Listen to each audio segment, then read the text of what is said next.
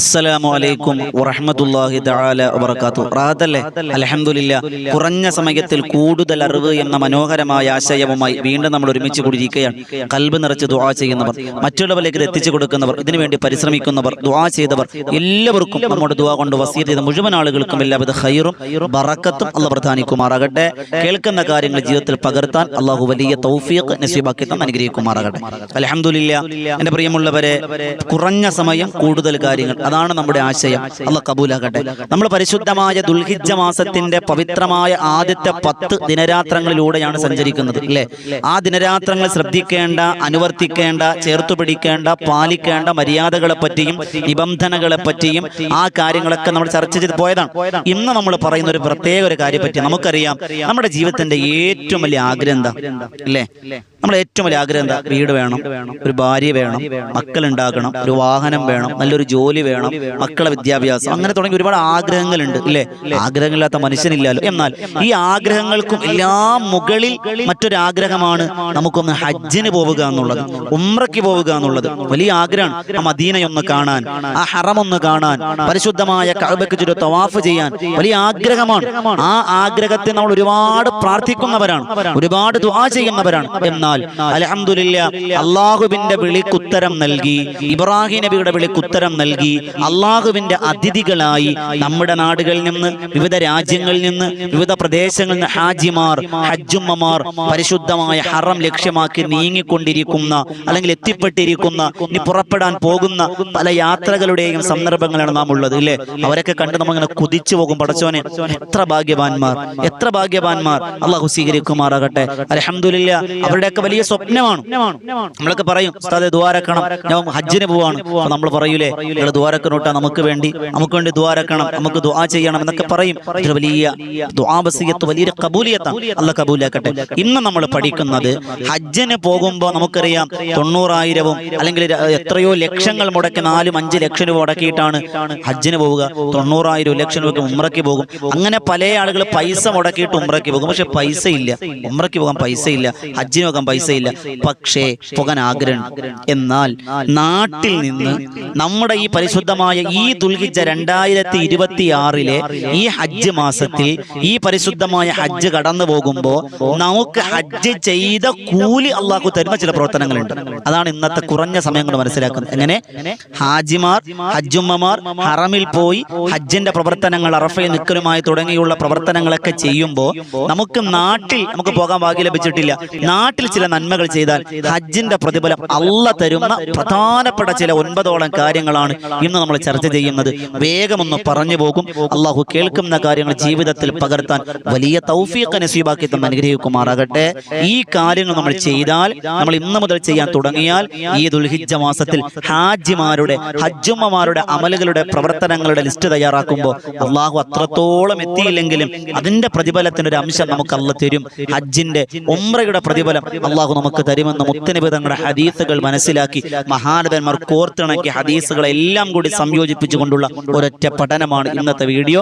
അള്ളാഹു ഭാഗ്യം തരട്ടെ. എന്റെ പ്രിയമുള്ളവർ, ഒന്നാമത് നമ്മൾ ചെയ്യാനുള്ള കാര്യം, ഹജ്ജിന്റെ പ്രതിഫലം കിട്ടാൻ, ഹാജിയാകാൻ, ഹജ്ജുമ്മയാകാൻ, ഹജ്ജിന് പോകണം, അതിന് വ്യക്തി പ്രതിഫലമുണ്ട്. പക്ഷെ നാട്ടിൽ നിന്ന് അതിന്റെ പ്രതിഫലം കരഗതമാക്കാൻ ഒന്നാമത് നാം ചെയ്യേണ്ട കാര്യം, എന്റെ പ്രിയമുള്ള സഹോദരങ്ങളെ, ഒന്നാമത്തെ കാര്യം ഹജ്ജിനെ ആത്മാർത്ഥമായി ആഗ്രഹിക്കുക എന്നുള്ളതാണ്. അവിടെ മനസ്സിലൊരു ആഗ്രഹം ഉണ്ടാവണം, പടച്ചോനെ, എൻ്റെ ആ ഹറമൊന്ന് കാണാൻ. ഓർമ്മ വെച്ച നാള് മുതൽ ഞാൻ തിരിഞ്ഞ് നിസ്കരിക്കുന്ന ഗേഹമാണ് കഅബ. ആ കഅബ, ആ കറുത്ത കരിമ്പുടവ ധരിച്ചിരിക്കുന്ന ആ പരിശുദ്ധമായ കഅബയുടെ ചാരത്തൊന്ന് ചെന്ന് നിൽക്കാൻ, അറഫയിൽ ഒന്ന് നിൽക്കാൻ, ജംറകളിൽ കല്ലെറിയാൻ, സഫാ മർവക്കിടയിൽ ഓടാൻ, സഅയ് ചെയ്യാൻ, ഇതൊക്കെ ആഗ്രഹമാണ് പടച്ചോനെ. അങ്ങനെ ഹജ്ജിന് വേണ്ടി മനസ്സുകൊണ്ട് വല്ലാതെ ആഗ്രഹിക്കുക. വെറുതെ ഒരു ആഗ്രഹമില്ല. ഹജ്ജിന് പോകാനുണ്ടോ? ഇങ്ങനെ തലവനിക്കാൻ പോരാ. ഹജ്ജിന് പോകാൻ ആഗ്രഹമുണ്ടോ? ഉണ്ട്. ഇന്ന് തലവിളിക്കാനും പോരാ. പിന്നെയോ മനസ്സുകൊണ്ട് വല്ലാത്ത ആഗ്രഹവും അതിനുവേണ്ടി പ്രാർത്ഥിക്കുക, അതിനുവേണ്ടി ആഗ്രഹിക്കുക. അതാണ് കുന്നോളം ആഗ്രഹിച്ച കുന്നിക്കുരുളത് അത് തരുമെന്നല്ലേ? അതുപോലെ റബ്ബേ, നമുക്ക് ഹജ്ജിനെ ഒരുപാട് ആഗ്രഹിക്കണം. നിങ്ങൾ ഈ ഹജ്ജിന് പോയ ആരുടെ ജീവിതം ഒന്ന് എടുത്ത് പരിശോധിച്ച് നോക്കി. ഒരു സുപ്രഭാതത്തിൽ ഒരാഗ്രഹമില്ലാതെ ഒരാൾക്കൊന്നും പോകാൻ ഭാഗ്യം കൊടുത്തിട്ടില്ല. മനസ്സിൽ ഉള്ളിൽ കൊണ്ട് നടന്ന, ആരോടും പറയാതെ കൊണ്ട് നടന്ന, കനലെരിയുന്ന വലിയൊരു സ്വപ്നമായിരുന്നു ഹജ്ജ്. അല്ലാഹ് കബൂലാക്കട്ടെ. അപ്പൊ ഒന്നാമത് ഹജ്ജ് ഹജ്ജിന് വേണ്ടി ആഗ്രഹിക്കുക എന്നുള്ളതാണ്. രണ്ടാമത്തെ നാം ചെയ്യാനുള്ള കാര്യം, ഹജ്ജിന്റെ പ്രതിഫലം നമുക്ക് കിട്ടാനുള്ള കാര്യം, ഹജ്ജിന് പോകുന്നവരെ സഹായിക്കുക. ഹജ്ജിന് പോകുന്നവരെ സഹായിക്കുക എന്ന് പറയുമ്പോൾ രണ്ട് കാര്യങ്ങളാണ്. ഒന്ന്, സാമ്പത്തികമായി സഹായിക്കുക. രണ്ട്, ശാരീരികമായി സഹായിക്കുക. അതെങ്ങനെയാണ്? സാമ്പത്തികമായി സഹായിക്കുക എന്ന് പറഞ്ഞാൽ നമുക്ക് എന്തെങ്കിലുമൊക്കെ അവർക്ക് സഹായം ചെയ്ത് കൊടുക്കുക. ഹജ്ജിന് പോകുന്നവരാണ്, അവർക്ക് പൈസ കൊടുക്കുക, അത് സഹായമാണ്, നമുക്ക് അതിന്റെ പ്രതിഫലം കിട്ടും. അള്ളാഹു ഭാഗ്യം തരട്ടെ. നമുക്ക് പൈസ ഒന്നും കൊടുക്കാനില്ല എങ്കിൽ അവർ പോകുമ്പോൾ അവരെ പെട്ടിയൊന്നെടുക്കാൻ, അവർക്ക് ഹിദമത്തെടുക്കാൻ, അവർക്ക് ഭക്ഷണങ്ങളൊക്കെ ഒന്ന് റെഡിയാക്കാൻ, അവരെ ലഗേജൊക്കെ ഒന്ന് സഹായിക്കാൻ, അവർക്ക് വാഹനം ഒന്നൊരുക്കി കൊടുക്കുക, അവർക്ക് പോകുന്ന കാര്യങ്ങളൊക്കെ തയ്യാറാക്കുക. അങ്ങനെ ഹജ്ജിന്റെ പ്രവർത്തനങ്ങളുമായി ബന്ധപ്പെട്ട് അവർക്ക് എന്തെങ്കിലുമൊക്കെ സഹായിക്കാൻ കഴിയുമെങ്കിൽ നമുക്കും ഹജ്ജിന്റെ പ്രതിഫലമുണ്ടെന്ന് നബിയുനാ മുഹമ്മദ് മുസ്തഫ. രണ്ടെണ്ണയിലെ മൂന്നാമത്തെ കേട്ടോളി, അള്ളാഹുവിന്റെ റസൂലിന്റെ ഹദീസിൽ കാണാം, ആരെങ്കിലും വാപ്പാന്റെ മുഖത്ത് കരുണയോടെ നോക്കിയാൽ, ഉമ്മയുടെ മുഖത്ത് കരുണയോടെ നോക്കിയാൽ അവന് ഹജ്ജിന്റെ ഉംറയുടെ കൂലി ഉണ്ടെന്ന. നമ്മൾ പലപ്പോഴും ഉമ്മാന്റെ കാര്യമേ പറയാറുള്ളൂ, വാപ്പാടെ കാര്യം പലരും പറയാറില്ല. പല കവികളും പാടുന്ന ഉമ്മയെക്കുറിച്ച, പല കവികളും എഴുതുന്ന കഥാകാരുന്ന ഉമ്മയെക്കുറിച്ച. വാപ്പ എന്ന അധ്യായം അടയ്ക്കപ്പെട്ട അധ്യായമായി പലരും പാടാൻ മറന്നുപോയ, പലരും തിരിഞ്ഞു നോക്കാൻ സമയമില്ലാത്ത, പലരുടെ മനസ്സിലും അടഞ്ഞ അധ്യായമായി വാപ്പ മാറുമ്പോൾ, പ്രിയമുള്ളവരെ, വാപ്പ സ്വർഗത്തിന്റെ കവാടമാണ്, ഉമ്മ സ്വർഗമാണ് എന്ന് മറന്നു പോകരുത്. ആ മാതാപിതാക്കളെ കരുണയോടെ ഒന്ന് നോക്കൽ, ആ മുഖത്തേക്കൊന്ന് നോക്കൽ ഹജ്ജിന്റെ പ്രതിഫലമാണ്, ഉംറയുടെ പ്രതിഫലമാണെന്ന് നബിയുനാ റസൂലുള്ളാഹി സ്വല്ലല്ലാഹു അലൈഹി വസല്ലം. നാലാമത്തെ കാര്യം, പ്രയാസം അനുഭവിക്കുന്ന മനുഷ്യനെ ഒന്ന് സഹായിക്കുക. ഇത് സാമ്പത്തികമാകാം, ശാരീരികമാകാം, മാനസികമാകാം, എന്തുമാകാം. എന്തെങ്കിലും ദുരിതം അനുഭവിക്കുന്ന, പ്രയാസം അനുഭവിക്കുന്ന, വിഷമങ്ങൾ അനുഭവിക്കുന്ന മനുഷ്യനെ ഒന്ന് സഹായിക്കുക. ഒരു വലിയ ചുമട് ചുമന്ന് വീട്ടിലേക്ക് പോവാൻ, നമ്മൾ വാഹനത്തിൽ വരാണ്, ഒന്ന് നിർത്തി വാഹനത്തിൽ കയറ്റിക്കൊണ്ട് വീട്ടിനോട് ഇറക്കി കൊടുക്കുക. നഷ്ടമൊന്നുമില്ലല്ലോ. എന്താ കാര്യം? പ്രതിഫല സഹായം, ഹജ്ജിന്റെ പ്രതിഫലം. ഒരു വലിയ ചുമടെടുക്കാൻ സഹായിക്കുക, അതൊക്കെ സഹായമാണ്. നമ്മൾ ചിന്തിക്കുക, നമുക്ക് എന്തെല്ലാം ചെയ്തു കൊടുക്കാൻ പറ്റുമോ? നമ്മൾ പോകുന്ന വഴിയിൽ ആരെങ്കിലും ജോലി ചെയ്യാം, ആ മനുഷ്യനെ കൊണ്ട് ചെയ്യാൻ പറ്റാത്തൊരു സഹായം അങ്ങനെ ചെയ്യണം. നമ്മൾ ഹെൽപ്പ് ചെയ്ത് കൊടുത്താൽ വേഗം നടക്കും. ഒന്ന് സമയം ഉണ്ടെങ്കിൽ ഒന്ന് സഹായിച്ചു കൊടുത്തേക്കുക. ഇപ്പൊ നമ്മളിങ്ങനെ റോഡിലൂടെ ഒക്കെ പോകുമ്പോൾ വലിയ ഉന്ത് വണ്ടികൾ ഇങ്ങനെ തള്ളുന്നവരുണ്ട്, പാവപ്പെട്ട ഉപ്പമാർ ഉന്തുന്നുണ്ടാവും. നമുക്കൊരു അത്യാവശ്യമൊന്നും ഇല്ലെങ്കിൽ ഒന്നും കൊടുക്കുക. ഒരു കയറ്റം കയറുകയാണ്, നിരപ്പ് റോഡ് പ്രശ്നമില്ല, ഒരു കയറ്റം ഇങ്ങനെ തള്ളി കയറ്റാണ്, വലിയ ബുദ്ധിമുട്ട്, പറ്റും ഇങ്ങനെ തള്ളി കൊടുക്കുക, അതൊക്കെ ഒരു സഹായമാണ്. അതുപോലെ ഹോസ്പിറ്റലിൽ പോവാണ്, വീൽ ചെയർ കൊണ്ടുവരുന്നവരുണ്ടാവും, ഒന്നത് വാങ്ങി തള്ളി. പ്രായമുള്ള ഒരാളുണ്ടാവും, ബൈസ്റ്റാൻഡർ പ്രായമുള്ള ആളായിരിക്കും, കഷ്ടപ്പെട്ടായിരിക്കും ബൈസ്റ്റാൻഡർ തള്ളുന്നത്, അപ്പൊ നമ്മൾ സഹായിച്ചു കൊടുക്കുക. അതൊക്കെ നമ്മുടെ ഏറ്റവും വലിയ ഹജ്ജിന്റെ പ്രതിഫലം കിട്ടുന്ന കാര്യമാണ്. അതുപോലെ അഞ്ചാമത് നബി തങ്ങൾ പറഞ്ഞു, ആരെങ്കിലും ഫർള് നമസ്കാരം കഴിഞ്ഞ് സുബ്ഹാനല്ലാഹ് 33, അൽഹംദുലില്ലാഹ് 33, അല്ലാഹു അക്ബർ 33, അങ്ങനെയുള്ള തസ്ബീഹുകളില്ലേ, ലാ ഇലാഹ ഇല്ലല്ലാഹ് ചൊല്ലും, ലാ ഹൗല വലാ, ഇതൊക്കെ ചൊല്ലിയാൽ ഹജ്ജ്, ഞാൻ വേഗം പറഞ്ഞു പോവാണ്, ഹജ്ജിന്റെ പ്രതിഫലമുണ്ടെന്ന് നബിയുനാ റസൂലുള്ളാഹി സ്വല്ലല്ലാഹു അലൈഹി വസല്ലം പ്രവർത്തിക്കാൻ ഭാഗ്യം തരട്ടെ. നമ്മൾ നിസ്കാരം ഒരു സലാം അങ്ങോട്ട് ഒരു സലാം ഇങ്ങോട്ട് ഇറങ്ങി ഓടാൻ ഒരു 33 സുബ്ഹാനല്ലാഹ് 33 അൽഹംദുലില്ലാഹ്. മറ്റൊരു ഹദീസിൽ ഉറങ്ങാൻ വേണ്ടി ചെല്ലുമ്പോൾ ഇത് ചൊല്ലിയാലും ഹജ്ജിന്റെ ഉംറയുടെ പ്രതിഫലമുണ്ടെന്ന് പറഞ്ഞ ഹദീസുകൾ കാണാം. അള്ളാഹു അമൽ ചെയ്യാൻ ഭാഗ്യം തരട്ടെ. ആറാമത്തത്, ഒരാൾ സുബഹി നമസ്കരിച്ചിട്ട് ആ നിസ്കാരപ്പായിൽ തന്നെ ഇരുന്നു.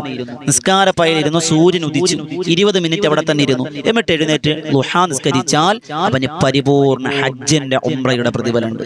പാപ്പാ, ഉമ്മ, തിരക്കൊന്നുമില്ലെങ്കിൽ ഒരു ദിവസം, ആഴ്ചയിൽ ഒരിക്കൽ, ഞായറാഴ്ച ദിവസം ഉണ്ട്, മക്കൾക്കാർക്കും പഠിക്കാൻ പോണ്ട, കെട്ടിയവന് ജോലിക്ക് പോകണ്ട, ഒന്നും പോണ്ട, വെറുതെ ഇരിക്കല്ലേ. അപ്പൊ എന്ത് ചെയ്തു? അന്ന് ഒരു ദിവസം, എല്ലാ ദിവസവും വേണമെന്നില്ല, കഴിയുമെങ്കിൽ ആഴ്ചയിൽ ഒരിക്കൽ സുബഹി നിസ്കാരത്തിനോട് എഴുന്നേറ്റിട്ട് സുബഹിക്ക് നിസ്കരിച്ച് സൂര്യോദയം വരെ ആ നിസ്കാരപ്പായിൽ, ആ മുസല്ലയിൽ ഒതുവോടുകൂടി ഇരുന്ന് ഖുർആൻ ഓതുകയോ വിക്റെടുക്കുകയൊക്കെ സ്വലാത്ത് ചൊല്ലിയൊക്കെ ചെയ്യുക. സൂര്യൻ ഉദിച്ചു എന്ന് മനസ്സിലായി, ഒരു 20 മിനിറ്റ് കഴിഞ്ഞ്, അങ്ങേറ്റ ഒരു അരമണിക്കൂർ പോട്ടെ, കഴിഞ്ഞു, അവിടെ തന്നെ ഇരുന്നു. എന്നിട്ട് എഴുന്നേറ്റ് ളുഹായും കൂടി നിസ്കരിച്ചാൽ ഉമ്മ ആഴ്ചയിൽ ഒരു ഹജ്ജിന്റെ, വെറും ഹജ്ജല്ല, മഖ്ബൂലത്തൈനിൽ മബ്റൂറത്തൈൻ, പരിപൂർണ ഹജ്ജും അള്ളാഹ് തരുമെന്നാണ്. അള്ളാഹു ഭാഗ്യം തരട്ടെ. മാസത്തിൽ ഒരിക്കൽ ചെയ്യാൻ പറ്റൂല, പക്ഷെ അതൊന്ന് നിയത്ത് വെച്ച് നോക്കിയാൽ ആഴ്ച ഒരിക്കൽ പോട്ടെ, മാസത്തിൽ ഒരിക്കലെങ്കിലും, എല്ലാ ദിവസം കഴിയാൻ അത്രയും നല്ലത് കേട്ടോ. മാസത്തിൽ ഒരിക്കലെങ്കിലും ഒരു ഹജ്ജ് ചെയ്യാൻ നമുക്ക് കഴിഞ്ഞാലും അള്ളാഹു ഭാഗ്യം തരട്ടെ. അതുപോലെ എൻ്റെ പ്രിയമുള്ള സഹോദരങ്ങളെ, ഏഴാമത്തെ കാര്യം സ്വലാത്തുൽ ജമാഅത്ത് നമസ്കാരം.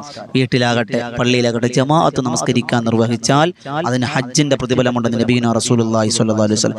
എട്ടാമത് മഹാരഥമ രേഖപ്പെടുത്തുകയാണ്, അറിവ് നുകരാൻ വേണ്ടി യാത്ര ചെയ്യുക എന്ന് പറഞ്ഞാൽ, നമ്മുടെ പള്ളിയിൽ വനിതാ ക്ലാസ് ഉണ്ടാകും, പള്ളിയിൽ ഇൽമിന്റെ സദസ്സ് ഉണ്ടാകും, അല്ലെങ്കിൽ എവിടെയെങ്കിലും മതപ്രഭാഷണം ഉണ്ടാകും, മജ്‌ലിസ് നൂറിന്റെ പ്രശ്നം ഉണ്ടാകും, മഹദറത്തുൽ ബദരിയയുടെ സദസ്സ് ഉണ്ടാകും, അല്ലെങ്കിൽ ഇതുപോലെയുള്ള ഓൺലൈൻ മജ്‌ലിസുകൾ ഉണ്ടാകും. ഞാൻ കുറ്റപ്പെടുത്തുക കളിയാക്കല്ല, അറിവ് എവിടെ കണ്ടാലും നേടാം. അത് ഓൺലൈൻ മജ്‌ലിസുകളെ കുറ്റപ്പെടുത്തുന്നവരുണ്ട്, കളിയാക്കുന്നവരുണ്ട്, പരിഹസിക്കുന്നവർ, അതൊക്കെ മറ്റു വിഷയം, അല്ലെങ്കിൽ ഒന്നും കിടക്കണില്ല. അറിവ് നമുക്ക് എങ്ങനെ കിട്ടുമോ അതൊക്കെ നമുക്ക് നേടിയെടുക്കാം. അള്ളാഹു ഭാഗ്യം തരട്ടെ. അൽഹംദുലില്ലാ, എത്രയോ നാളുകളായി ഈ വോയിസ് ഓഫ് ഷെഫീഖ് ബദരി എന്ന ഈ ചാനലിലൂടെ നമ്മൾ എത്രയോ അറിവുകൾ പഠിച്ചില്ലേ? ഈ പരിശുദ്ധമായ വോയിസ് ഓഫ് ഷെഫീഖ് ബദരി എന്ന ചാനൽ കൊണ്ട് നിങ്ങൾക്ക് ഉപകാരപ്പെട്ടില്ലേ? ഒരുപാട് കാര്യങ്ങൾ പഠിക്കാൻ പറ്റുമെന്ന് കമന്റ് ചെയ്ത് നിങ്ങൾ ഉപകാരപ്പെട്ടോ ഇല്ലയോ എന്ന് കമന്റ് ചെയ്തേ. അള്ളാഹു ഭാഗ്യം. അതുപോലെ നമ്മുടെ മറ്റൊരു ചാനലാണ് ബദറിൻ തീരം. എത്രയോ ഏകദേശം 100 കണക്കിന് മഹാന്മാരുടെ മഹദികളുടെ ചരിത്രം പാടി പറഞ്ഞ് എത്രയോ ചരിത്രങ്ങൾ മനസ്സിലാക്കാൻ കഴിഞ്ഞു. ബദറിൻ തീരം എന്ന മജ്ലിസ് അള്ളാഹു കബൂലാക്കണം. കാണുന്നവരാണ്. അപ്പം എൻ്റെ പ്രിയം രാത്രി 9 മണിക്ക് ബദറിൻ തീരം എന്ന യൂട്യൂബ് ചാനലിലൂടെയാണ് മജ്ലിസ്. അതുകൊണ്ട് പ്രിയമുള്ളവരെ, അറിവ് തേടുന്നവർക്ക് പോകുന്നവർക്ക് അവർക്ക് ഹജ്ജിന്റെ പ്രതിഫലമുണ്ടെന്ന് നബീന റസൂലുള്ളാഹി. അതുപോലെ മറ്റുള്ളവർക്ക് അത് പഠിപ്പിച്ചു കൊടുക്കുന്നവർക്കും ഹജ്ജിന്റെ പ്രതിഫലമുണ്ട്. അവസാനമായി 9ാമത്തെ പറഞ്ഞ റമളാനിൽ ഉംറ ചെയ്യാൻ കഴിഞ്ഞാൽ, പരിശുദ്ധ റമളാനിൽ ഉംറയ്ക്ക് പോകാൻ കഴിഞ്ഞാൽ ഹജ്ജിന്റെ പ്രതിഫലമുണ്ടെന്നാണ്. ഞാൻ വിശദീകരിക്കുന്നില്ല. അല്ലാഹു ഭാഗ്യം നൽകിയിരിക്കുമാറാകട്ടെ. 9 ഒരുപാട് കാര്യങ്ങളുണ്ട്. പ്രധാനപ്പെട്ട നമ്മുടെ നിത്യജീവിതത്തിൽ ബന്ധപ്പെടുന്ന 9 കാര്യങ്ങൾ പറഞ്ഞു എന്ന് മാത്രം. അല്ലാഹു കബൂലാക്കട്ടെ. കേട്ട കാര്യങ്ങൾ നമുക്ക് ഇരുകൂട്ടർക്കും ജീവിതത്തിൽ പകർത്താൻ തൗഫീഖ് നൽകിയിരിക്കുമാറാകട്ടെ. ഇതുപോലെ കുറഞ്ഞ സമയത്തിൽ കൂടുതൽ കാര്യങ്ങൾക്കായി ഈ വോയിസ് ഓഫ് ഷെഫീഖ് ബദരി എന്ന ഈ ചാനൽ സബ്സ്ക്രൈബ് ചെയ്യുക. അല്ലാഹു കബൂലാക്കട്ടെ. അതോടൊപ്പം തന്നെ പ്രിയമുള്ളവർ, ഒരുപാട് ആളുകൾ ഇതിന്റെ കമന്റിലൂടെ പല ആഗ്രഹങ്ങൾ പറഞ്ഞവരുണ്ട്. എല്ലാവർക്കും എല്ലാവിധ ഖൈറും ബറക്കത്തും പ്രദാനിക്കുമാറാകട്ടെ. സന്തോഷം നൽകിയിരിക്കുമാറാകട്ടെ. പുതിയൊരു അറിവുമായി കണ്ടുമുട്ടാം. അതോടൊപ്പം നേരത്തെ സൂചിപ്പിച്ച രാത്രി 9 മണിക്ക് ബദറിൻ തീരം എന്ന യൂട്യൂബ് ചാനലിലൂടെ ബദറിൻ തീരം എന്ന ആത്മീയ മജ്ലിസ് നിങ്ങൾ കാണണം. മഹാന്മാരുടെ ചരിത്രം പാടി പറയുന്ന ഒരു മജ്ലിസാണ്. അല്ലാഹു സ്വീകരിക്കുമാറാകട്ടെ. ദുആ വസിയത്തോടെ അസ്സലാമു അലൈക്കും വറഹ്മത്തുള്ളാഹി തആല വബറകാതുഹു.